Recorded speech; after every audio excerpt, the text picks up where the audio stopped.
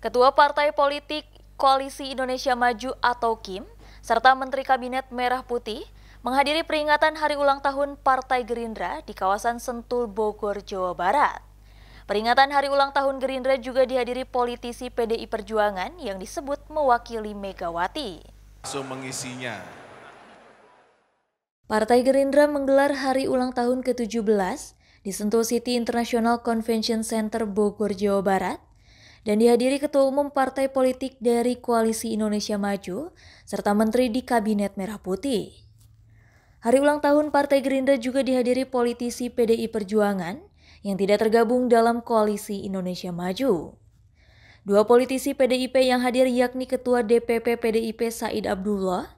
Said Abdullah terlihat ditemani Bendahara Umum PDIP Oli Dondo Kambi saat tiba di hari ulang tahun ke-17 Gerindra tersebut. Hari ulang tahun Partai Gerindra juga dihadiri beberapa mantan presiden dan mantan wakil presiden, salah satunya mantan Presiden Joko Widodo. Selain itu ada mantan wakil presiden Tri Sutrisno dan Yusuf Kala. Dalam pidatonya, Presiden Prabowo Subianto yang juga Ketua Umum Partai Gerindra mengucapkan terima kasih atas dukungan untuk pemerintahan Prabowo Gibran. Hanya negara yang elitnya bisa kerjasama, negara itulah yang bangkit.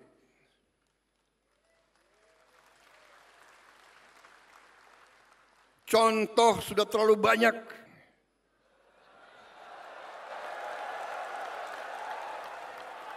Tidak mungkin negara itu bisa berhasil. Kita mengerti hal ini. Saya mengerti hal ini. Karena itu, satu, demokrasi kita harus khas. Demokrasi kita harus uji. Setelah bersaing, kita anggap pemilu pilkada itu pertandingan. Kita bersaing. Begitu ada yang menang, ada yang kalah, kita harus bersatu. Kita harus kerjasama. Bersatu tidak berarti semua masuk pemerintahan. Tidak. Kalau perlu iya. Kalau perlu, kalau tidak juga nggak apa-apa. Peringatan Hari Ulang Tahun Partai Gerindra dihadiri ribuan kader partai.